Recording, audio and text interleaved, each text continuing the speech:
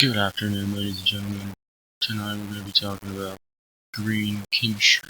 So we had a here at Allen County Community College assignment for our Chemistry 1 class. I myself, Logan Tajchman, will be walking you guys through the aspects of green chemistry as taught in our book and our professor. On to the first topic of today, sustainability and efficiency. So raw materials should be renewable and very technically and economically possible in all aspects of society, in terms of vehicles, cars, just nature in general. Anytime we focus on renewing nature. Through the making of ibuprofen, all reactants are used. There's no wasted byproducts. So nothing is wasted. Everything is what's made is used. There's no throwing away stuff. Everything is saved. We don't have anything that is a byproduct. Everything that's trash. Everything's very valuable and it's taken and it's used.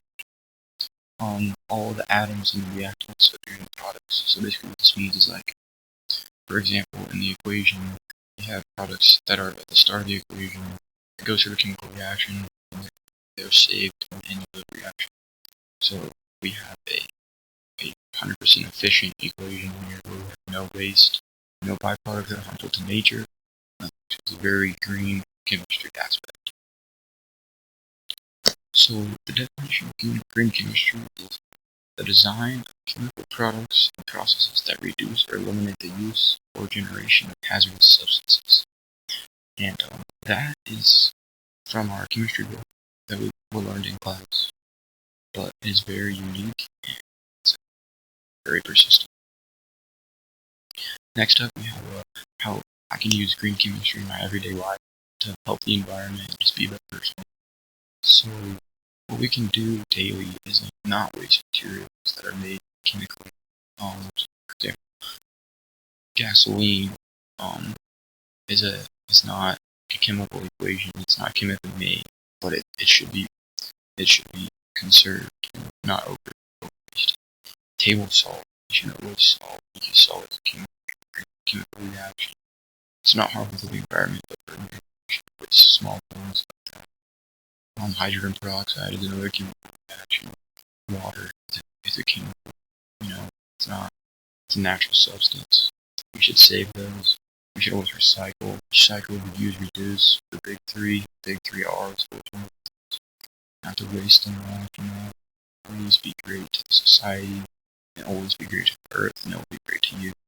Another thing we can do to help protect the environment, like reduce greenhouse gases. Another aspect of green chemistry, save the environment. Carpooling, we can, if 3 of us are driving to school, 1 of us can ride with 2 of us can ride with 1, and we can save that much fossil fuel and that much effect on the environment. That can help us to have chemistry later on in life, so we don't destroy the environment. Another aspect would be not littering, not throwing away stuff that doesn't need to be thrown away. Finding a good spot to throw stuff away if we need.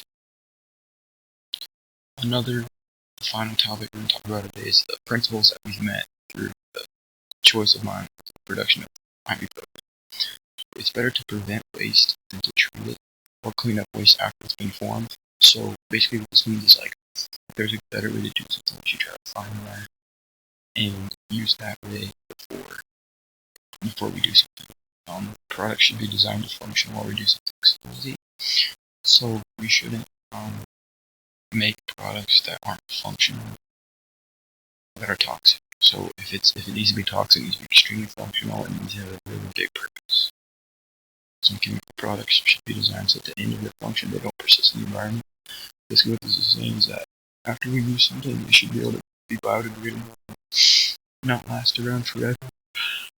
And finally, substances using chemical processes should be chosen as the minimize the potential chemical accidents.